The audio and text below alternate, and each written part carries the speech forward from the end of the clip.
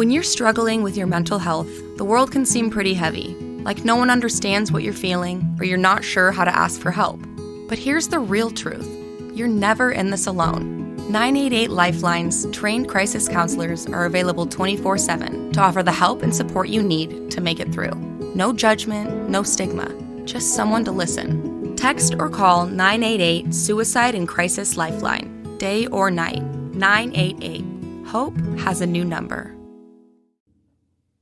There'd be a lot of poop in my pants. I've seen a 6-foot alligator go swinging through the air and slam into a tree. These guys are the scientists of the supernatural, lecturers leaving lessons for inquiring laymen. They are applying the scientific method to a world that baffles science. They are the cryptids of the corn. But who else has big black wings and red eyes? Batman. Oh, Mothman. Oh yeah, Mothman. A great white shark was stolen. Oh, someone stole a shark? I got stuff for you don't even know about. She's a witch. She turned me into a newt. Who knows? Anything could be possible. Anything could be possible. It's really big abduction vibes. Holy moly. It sounds like you were abducted. And it just stood up. I mean, it just like kept going and going. And she goes, what the?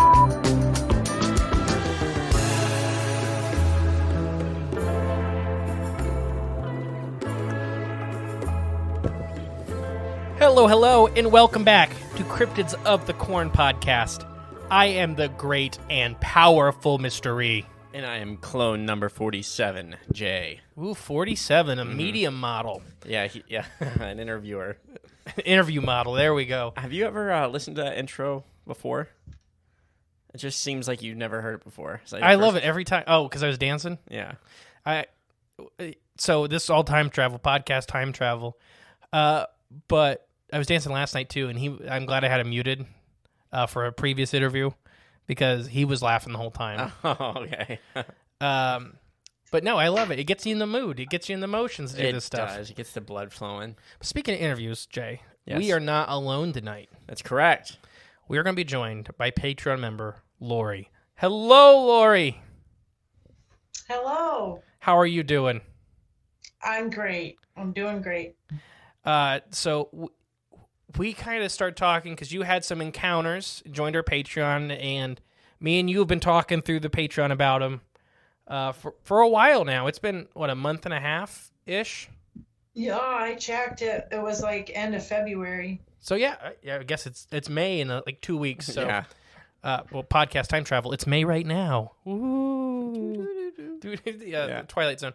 But no, so me and you have talked about your encounters, and they're very interesting because we did an episode about stuff, and if you can tell, I'm kind of dancing around what I think it is About stuff. But I think the listeners will know here in a little bit. But I don't want to put. I don't like putting out what I think stuff is beforehand. Right. You don't put their thoughts. My thoughts in their head. Yeah. So if you could, we're just going to hand it over to you and let you start telling the start of your encounters, and we'll kind of go from there. Okay. I think it's a little story, but it's a story I've never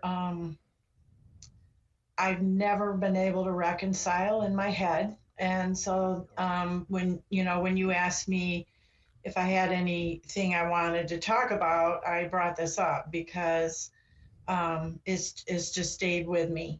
And so in 2009, early spring of 2009, I moved into a condo complex. It was pretty big, like 300 units or something like that.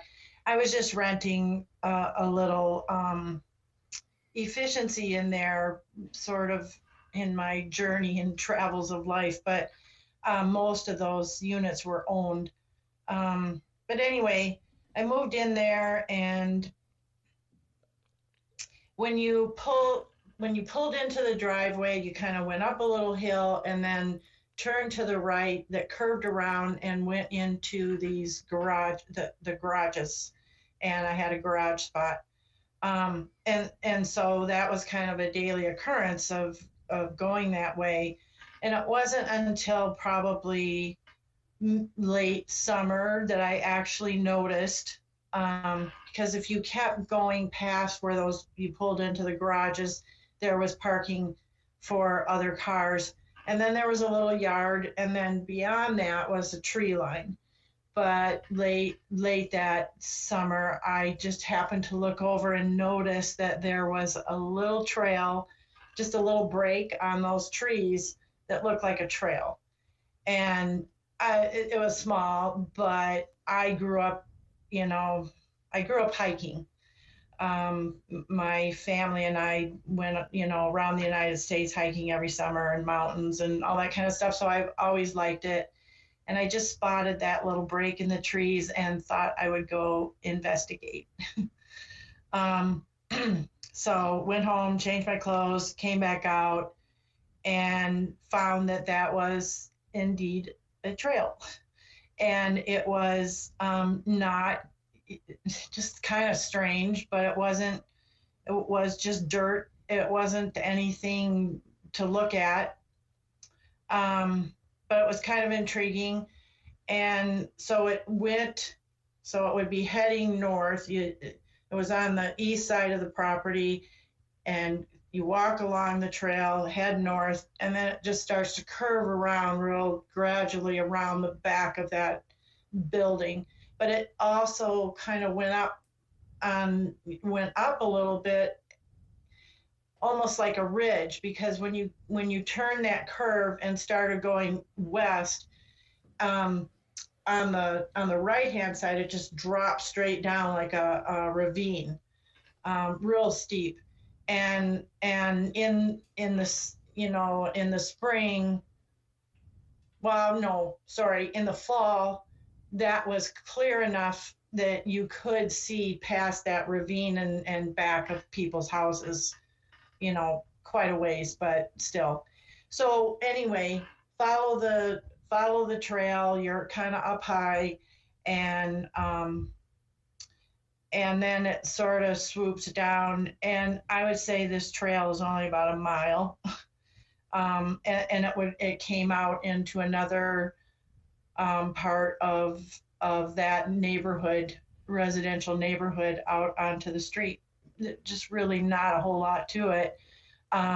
When you got farther on the west side, there was this little mossy, I call it a mossy pond. I suppose moss isn't really the right word. Green. Right. Algae, maybe. Yeah, not algae, moss. yeah. So there was like a little pond there, and it looked like, years ago, maybe something had been started with this trail, because there was a little stand and one of those, I don't know what they're called, it was like a little pictograph in plexiglass, Yeah. that sort of said something about the wildlife. Okay. So it was just odd, but I thought, well, it's a place to go to once in a while. Nothing long, but if I just wanted after work or something to go take a walk, I would go back there. So, and I did. It wasn't until maybe 5 or 6 times in of walking that trail that I just started feeling like there was something in here. and it was just sort of pecking away at my mind. I don't know. But I continued to go back in there, and one day I came in, and when I talked about where that gradually curved, there was a big tree there. It was a huge tree, and it had those kind of roots that came up, poked up through the ground, and kind of went across the trail a little bit. Mm-hmm. But when I got to that spot on this particular day, I was just hit with this something talking to me. I wasn't hearing somebody talking to me. I wasn't hearing a different voice. I wasn't hearing my voice. It was just like this message. I don't even know how to describe it. More of a, would it be more, sorry to interrupt you, but more of like a feeling or intent, maybe? Well, yeah, how do you explain that you heard a message, but you don't know how you heard it? Yeah, I don't, that's a hard one, but I know, I get what you're trying to say, but it's very hard to explain. Yeah, you're right. Sorry, I didn't mean to interrupt. No, that, I mean, see, this is why this has stuck with me. But anyway, so the message I heard, this is what I heard. And it felt like something very, it felt like whatever was giving me this message was something that was very nervous. Like, it was like, I got to get this message to you. I got to tell you this, that you're not to take anything out of here. You're not to take any memorabilia, like people collect stones or sticks or whatever. Just like, don't take anything with you. You can come in here, but don't take anything. And so I did abide by that. I thought that I was just making up a story in my head, and so I would say maybe 3 or 4 more times taking a walk through there, I, kept to the rule, even though I kind of thought it was stupid. But I'll be honest with you, since then, I have never, ever taken anything from any trail or lakeside or anything ever again. I've never taken anything home. Not even a leaf. And I tell my grandchildren, they better ask before they take stuff home. And it's really funny because they don't question me on that. They just be like, I say, you better ask before you take those stones. And then we get to the car and they've got stones in their pocket. And I said, did you ask? And they go, yep. And that's the end of the conversation. So it's kind of funny. But anyway, so I would say it was about 4 or 5, like I said, 4 or 5 more times of walking in there. And I got way closer to that west end. And I noticed that there's stacks of fresh pine. They're building a little bridge and a little boardwalk over on that side of that trail. And it was in progress. I mean, it was just started, but that was the day that, I noticed that. I turned around, started heading home, and I started feeling like something was behind me. And it just felt kind of uncomfortable. Not threatening, but behind me, and enough to say that I would turn around and look, because I was just sure something was behind me, but nothing was behind me.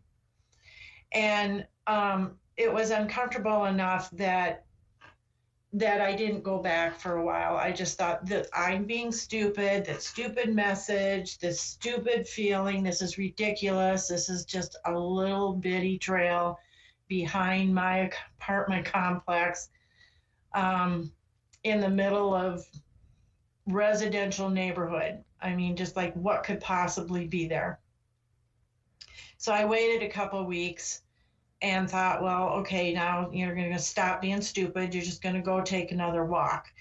And so I did, and I got towards that west end, and more progress had been done on that bridge. And it looked real nice, but it was being torn up a little bit. The ground was being torn up. And anyway, so got to that end, turned around to go back home, and there's that presence again. something behind me, only this time something behind me was, I could feel anger. I could feel like I was not welcome at all. And so I just kind of started walking a little faster, and it kept, it was like pressure. And I at one point turned around and went, I don't have anything in my hands. I didn't take anything.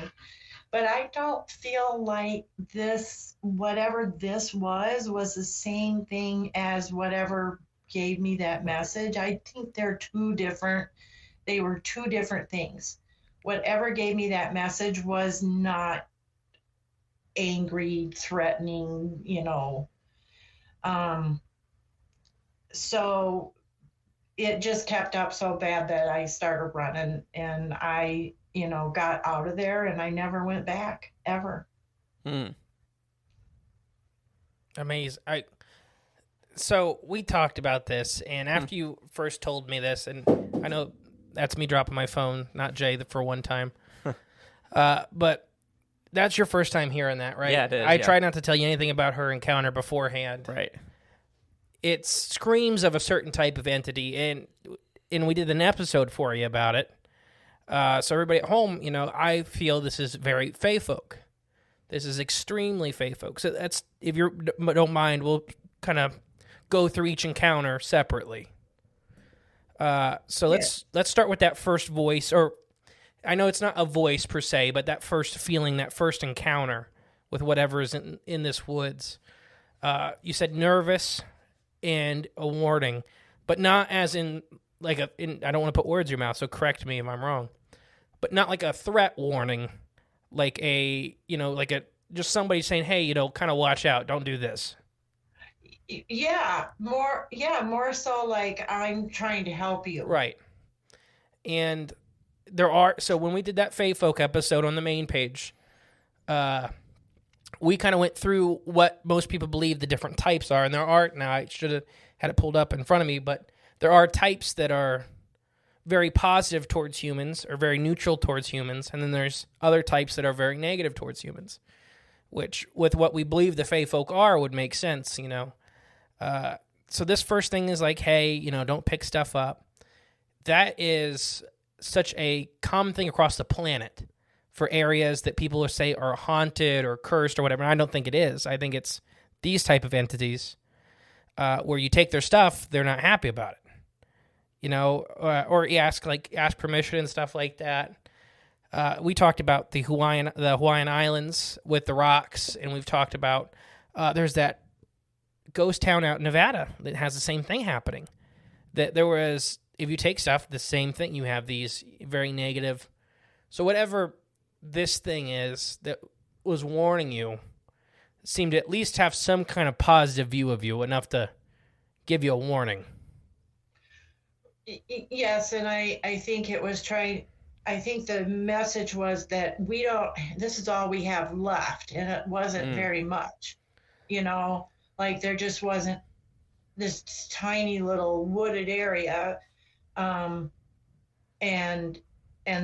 maybe at one, that's what I don't understand. I mean, you kind of shed some light on it, but I just feel like it was trying to tell me you can be here, but just don't touch anything. And so what we were talking about off air was that there's not a lot of true wild spaces left or old forests left in the U.S., especially on this side of the country. You go way out west and stuff like that. You can still find some old forests with some trees. So we talked about forest kings and devil trees. Me and you did personally. So both of those, devil trees and forest kings, are super. Devil trees are a little different, but they're kind of associated with the spiritual world. But forest kings are these super ancient old trees. And Fae folk are associated with these. Like, it's their home. It's a piece of them. So when they start losing these forest trees, or these forest kings, it's basically like losing your house. Even though there's all these trees that are in this woods, but it's all young growth. It's all new growth. So an important thing of your story is that you passed a giant old gnarled tree.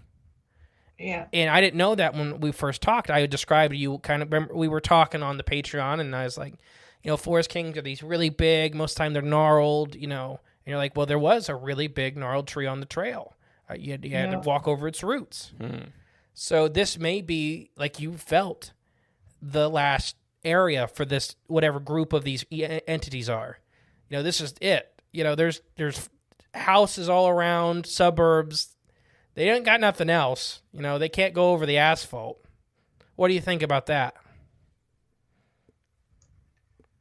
Well, I think it's amazing because, when you sit and think about something over and over again for a good long many years, the only answer you have for yourself is that you made it all up. Like I'm going to say that I kept telling myself that, but I knew it wasn't true. I didn't make it up, so, but I had no idea what I didn't know what I was encountering.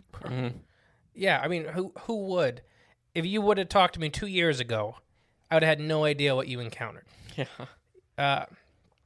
But and then the other question is, and why did I hear that message and have other people, or did why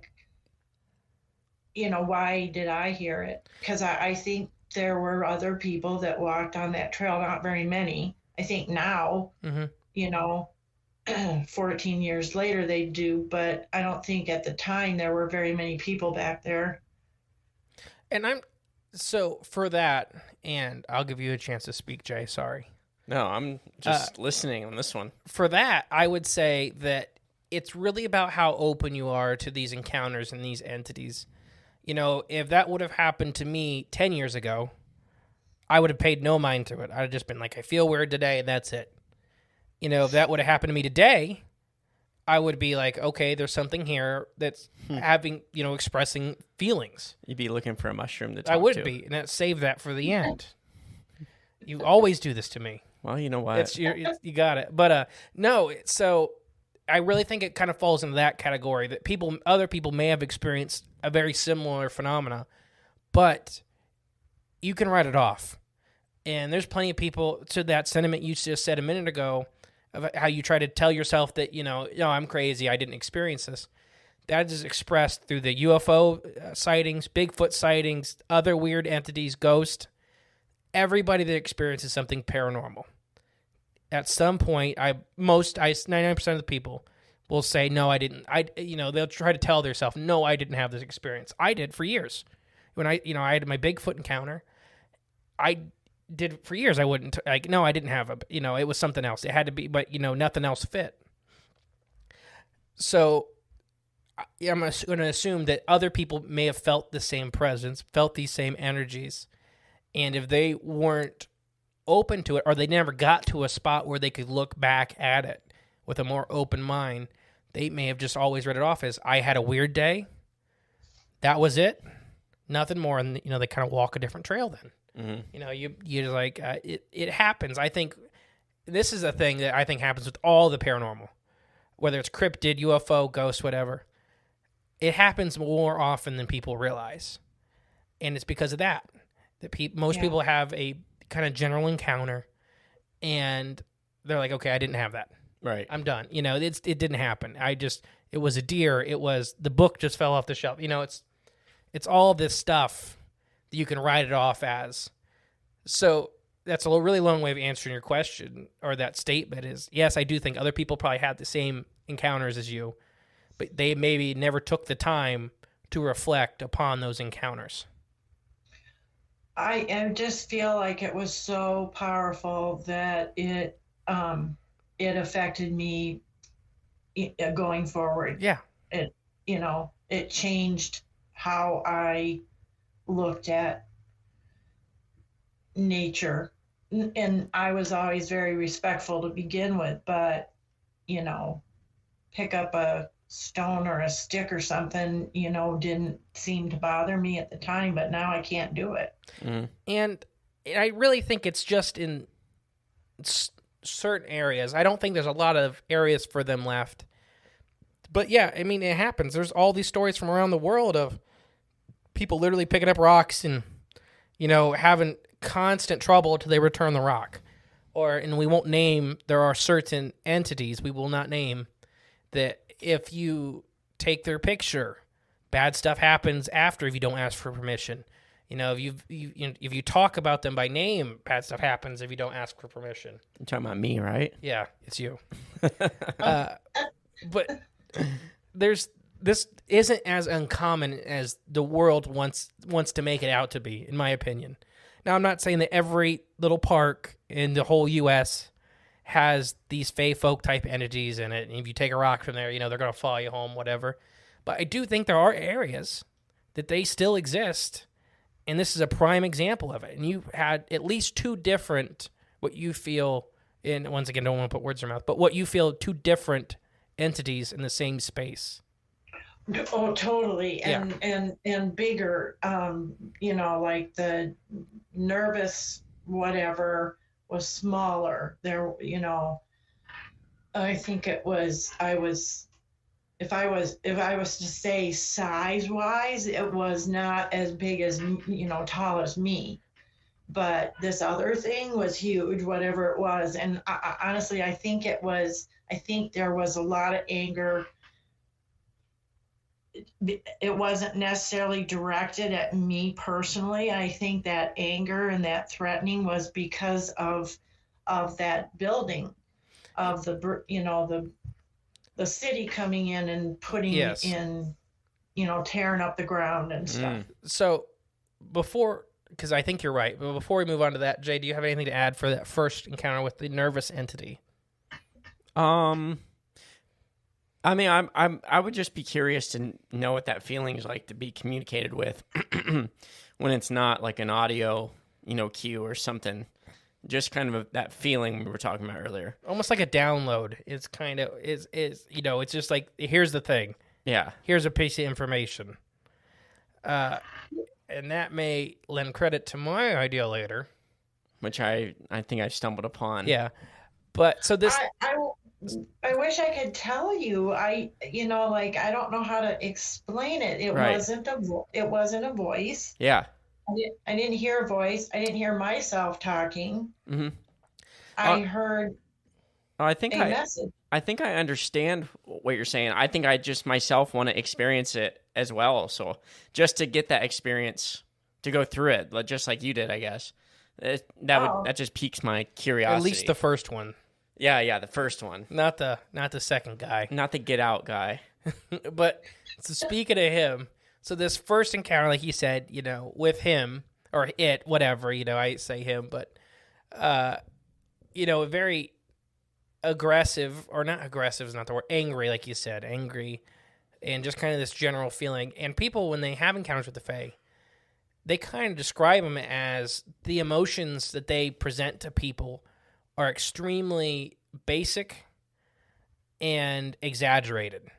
So what that means is that it's not like complex, like to us, that what they present to us isn't complex emotion. It's anger.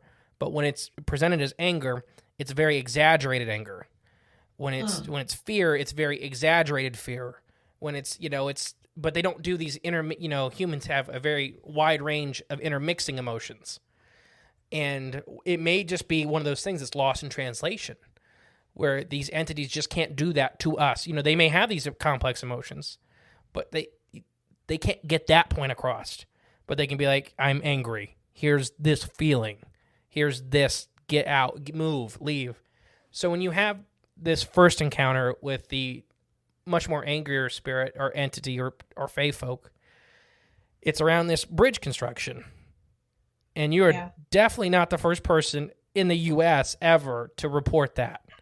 That especially there's been parks and stuff like that have had no fae folk activity, no haunting. And this, the fae folk and hauntings kind of interlock a lot of times.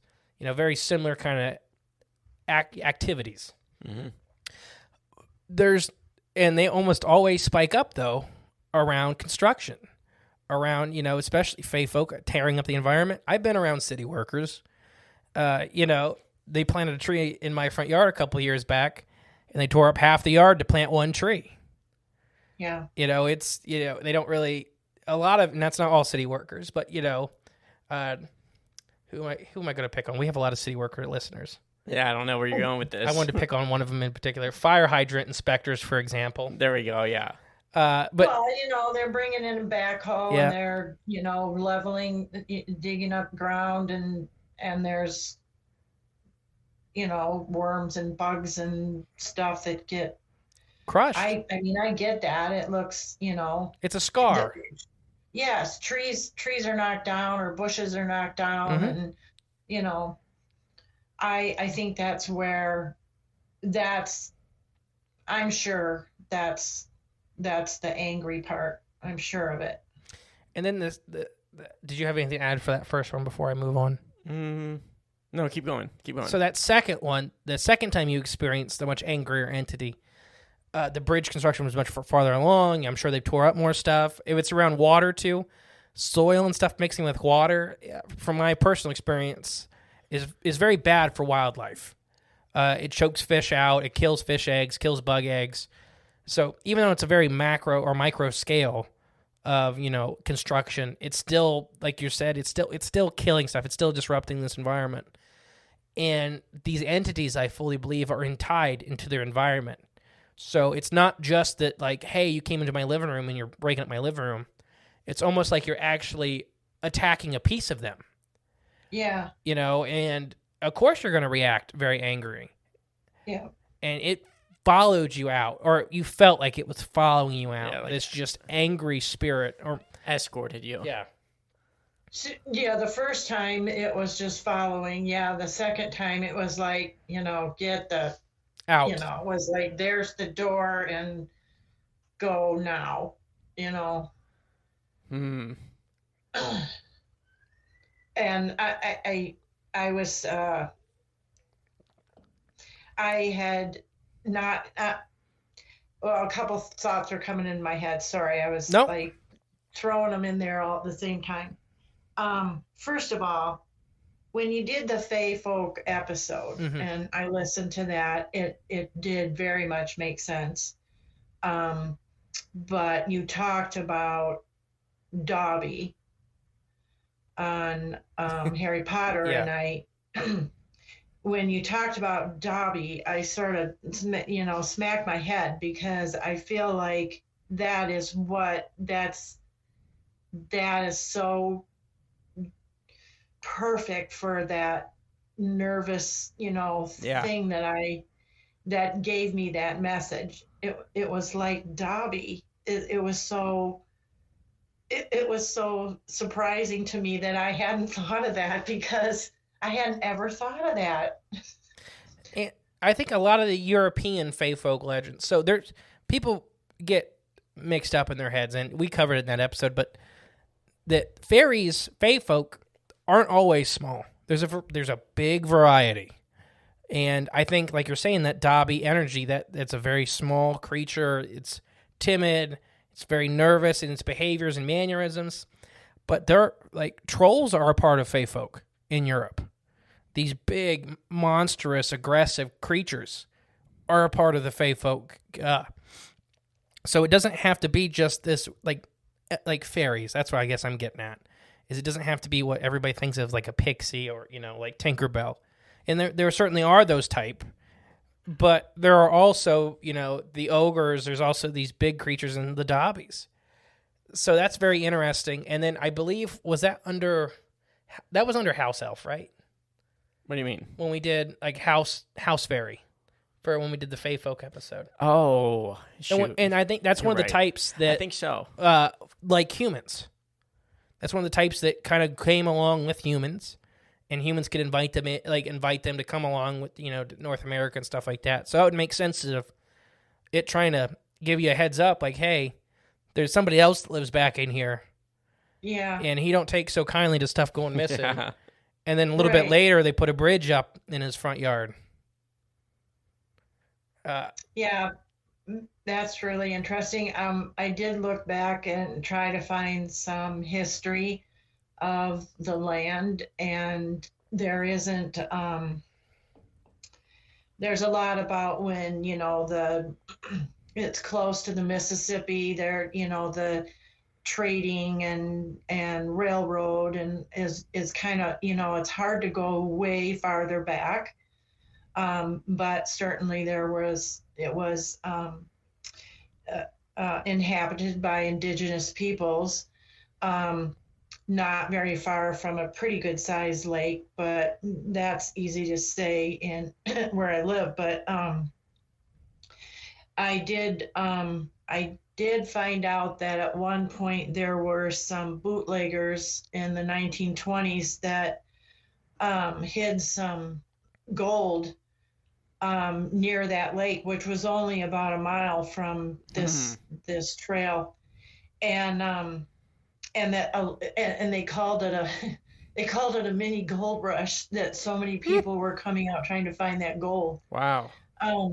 So I don't know, maybe it's always been a source of contention around there. I don't know. I think there are spots in the U.S. specifically that are like that have anchor points or whatever you want to call them, where there are strange happenings more common than not. Where the ley lines cross? No, don't even get me on that. No, but, there's the big famous ones like the Bridgewater Triangle and stuff like that. But I think there are much more common, smaller ones to where they kind of pop up. We had David on a couple months ago, and his little area of Indiana definitely seems to be one where, different members of his family have all seen different things. And I definitely think that kind of can bump into Fae, interdimensional. I think they're pretty interconnected in ways that we don't understand. Not saying they're all the same thing, but when these areas kind of crop up, that there's often other phenomena being presented with this same thing. Did you have something? Sorry. So are they earthbound? You guys talk a lot about portals. It's what I said to you one time. Why don't they just go somewhere else? If it's... And if we're talking... So why I think a lot of these ones are tied to stuff. Like, they're more... Well, I don't want to give it away, but I think everybody already knows. They're much more... Some of these types of entities are much more landlocked than others. They have to stay in a spot. Like, for example, the Brown Mountain Lights. We don't know what they are. Nobody knows what they are. But they're seen almost every night, all year round. Different people, cops. There's been physicists that went up there and seen them. So we know that there are orbs that show up on Brown Mountain, North Carolina. And they're locked to one spot, like in one little area. And they don't leave, but nobody can explain the phenomena. So I think some of these phenomena are definitely tied to certain areas. Specifically, some of these woodland fae folk or the wood fae folk are tied to these trees, are tied to these old anchor points, whether it's a home or maybe something that we can't quite understand of being very, we're very physical beings. So is it because that they're on a different plane that they have to have a physical tie-in? And these trees, these old trees may be their physical tie-in. So it's not that they can't leave. It's not like it's a house. It's an actual chunk of them. It's an actual piece that they can't just walk away from. And that's why they get extremely aggressive. In England, there are still little tiny patches of woods. And there's not even woods, of wild that are fenced in because of the amount of fae or paranormal activity they have. That anytime people, I can't remember the one in England, but there's literally a little fenced-in grass knoll in England that you can't get into in London that has fae folk activity. And they just, every time somebody tried to do something there, something horrible happened, so they just put a fence around it. Like, all right, it's theirs. And is that because there's an actual thing that he whatever that thing is can't leave. So he's got to defend himself. And I think that, to me, that's what makes a lot of sense about some of these fae folk encounters, or what we call the fae folk. That when they lash out super aggressively or they do this, it's because it's not a house like us, It's maybe an actual chunk of their being, and they just can't up and leave a chunk of themselves. So they have to defend. They have to be scary. They have to affect machinery, drain batteries. They have to make being in their area really bad just a kind of a defense mechanism. I don't know what you feel about that. Well, all I know is that the bridge continued to be built, and they made some steps going down so you could go up and down that ravine. So the trail was widened.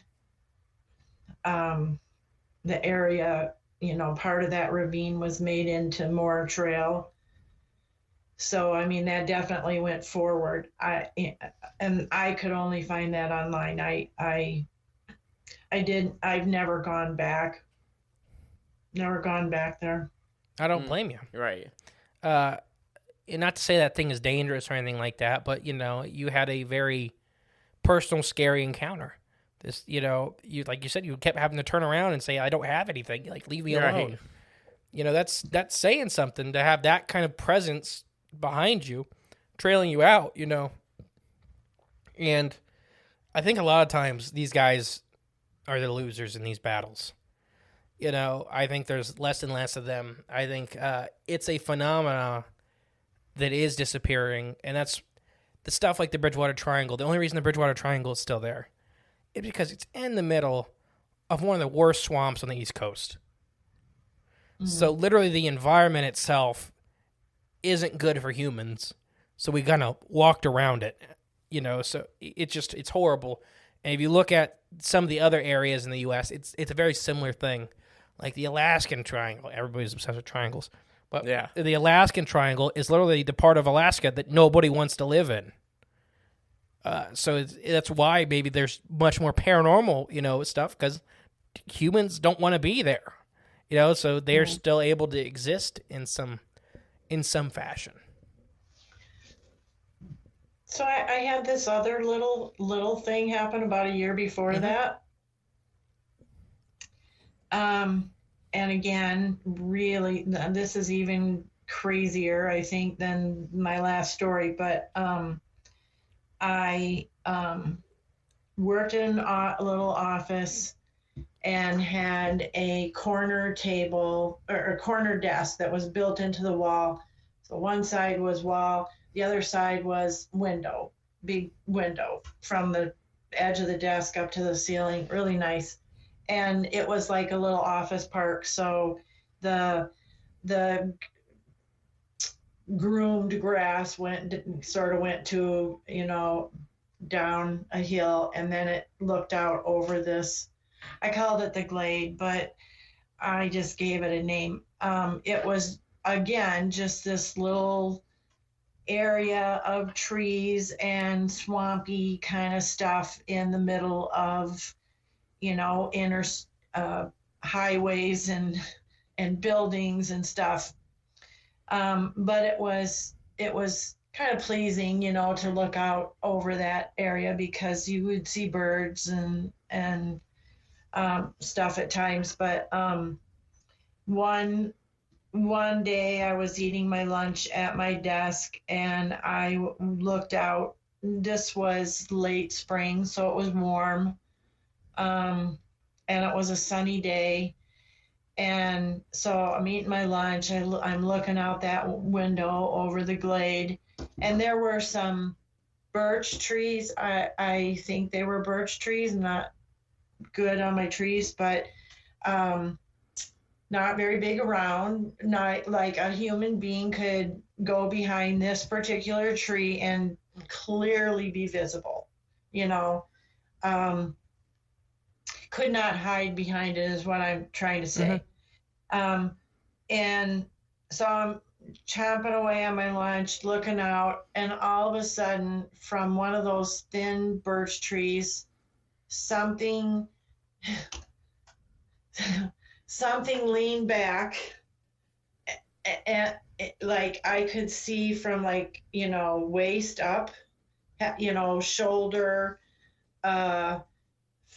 head, and sort of like what I saw was like this sort of pointy chin and nose, light hair, and maybe light clothing, white clothing. I don't know.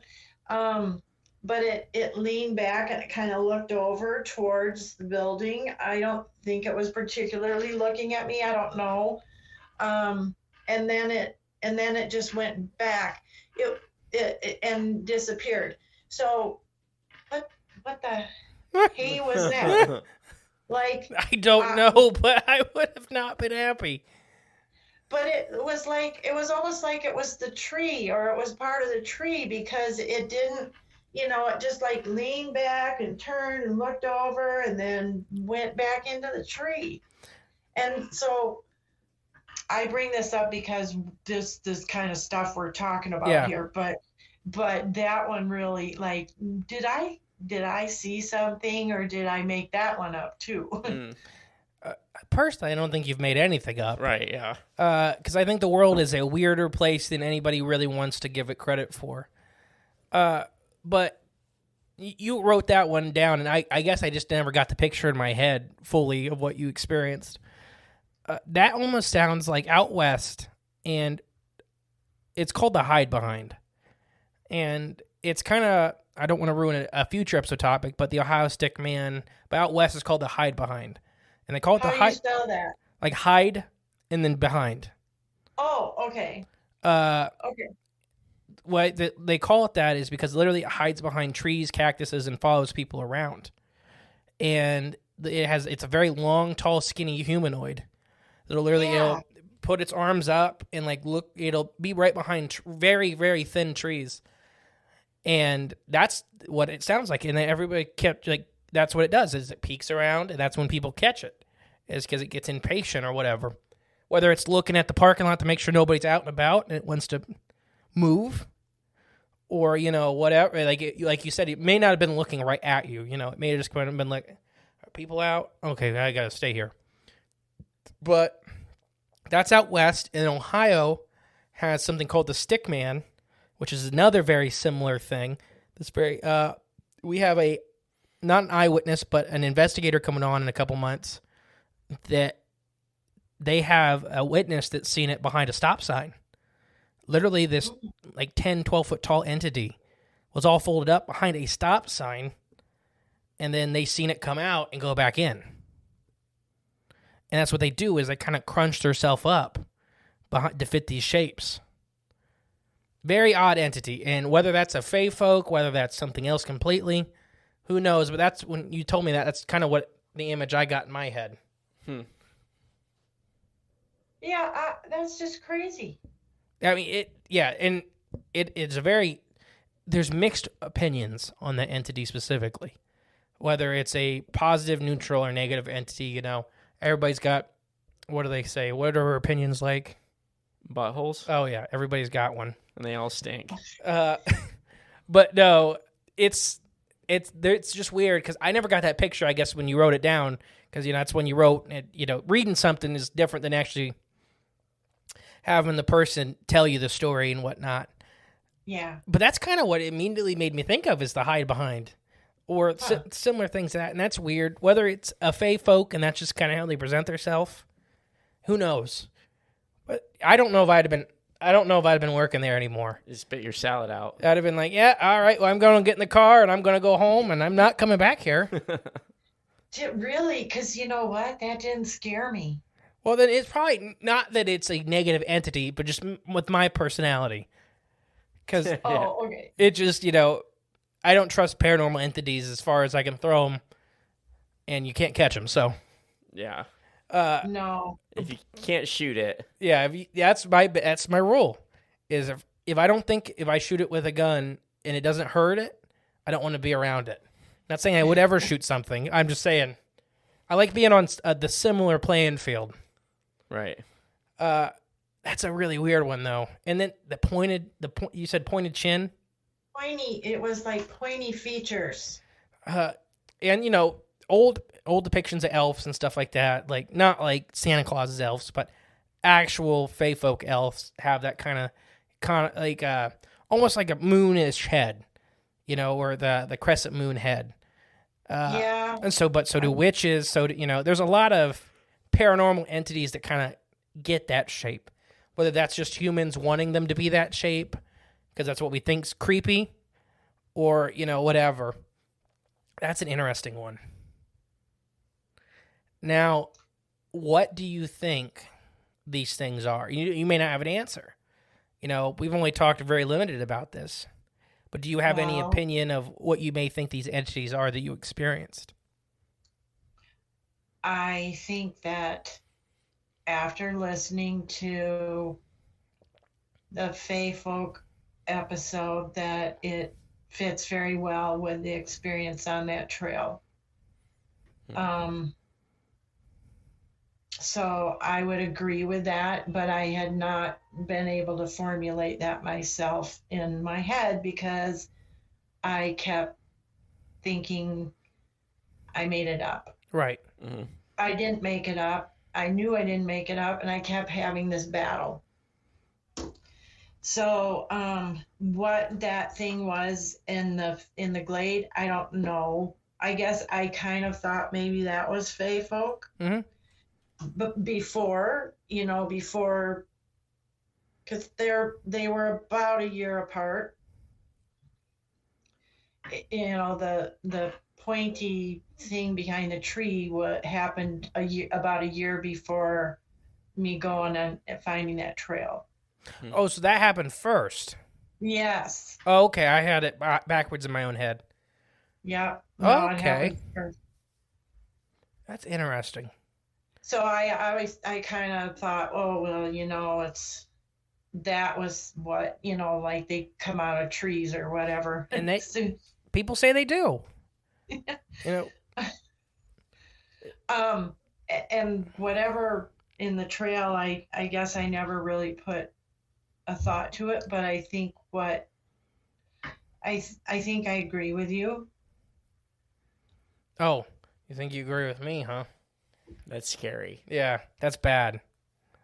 No, I'm just picking on you. What else could it have been then? I think it is Fae. Immediately after hearing your story, your encounters, it screams Fae Folk. It screams different, aspects from different stories I've heard, different encounters I've heard. You had several prolonged encounters. I personally, I go that the Fae Folk are actually fungal colonies, and that this is their consciousness expressing itself. That's why it's so alien to us. That's why they have so much trouble expressing emotions that we can understand. So that's why they go with these extremes. That's why they're tied to these areas. Literally, fungal colonies are intertied with roots networks of these ancient old trees. They're tied into the ground. They're tied into the bugs. They're tied into everything. So when you come in and start doing construction, not only are you hurting the environment, you're literally hurting them. You're destroying chunks of them.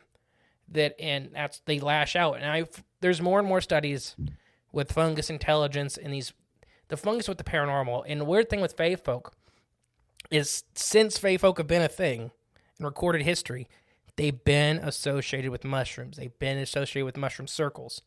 Literally, mushroom circles are called fairy rings. So what you're saying is this is totally naturally occurring. I personally think what is happening is that it's a fungus that is conscious in a different level than we are, and that this is how they express to us. Think about how alien a mushroom is to a human. Extremely, extremely alien. Even though we're both from Earth, we're both here. We both share the same environment, but we're extremely, extremely alien. This is them expressing themselves in a way that we can understand, that we can kind of get, and that's why I think they're so tied to areas. Is they can't pick up and move. They can't leave. Like they're stuck here, and when you tear up the ground, when you cut down the forest, you're killing them.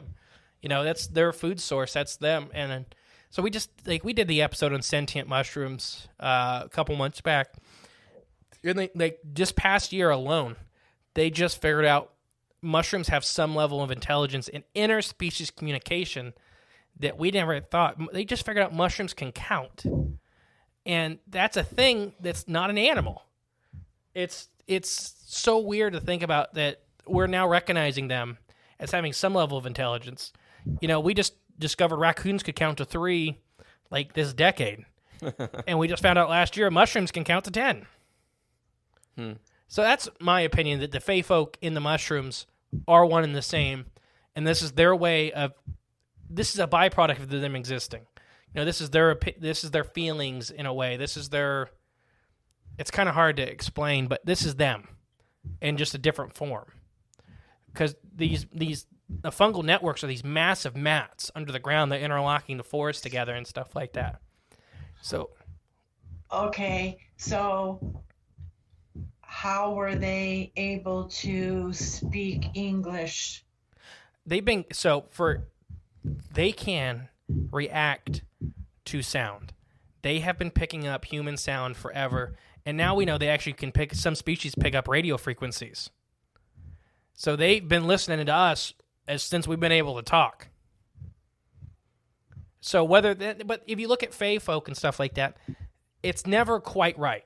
Like when they try to talk to humans, when they try to express things, it's very almost robotic and a little messed up because it's different. It's a different life form that's just trying to convey something, and that's why a lot of people just get basic in my opinion, they get basic emotions off them, and because there's like the mushroom's not happy with the construction or whatever, but the only thing it's like this is it, like anger. I'm angry. Don't do this. Mm-hmm. And that's my opinion on it. So it's fungus. It's fungus. It's all mushrooms. It's all mushrooms. I've screamed that a time or two.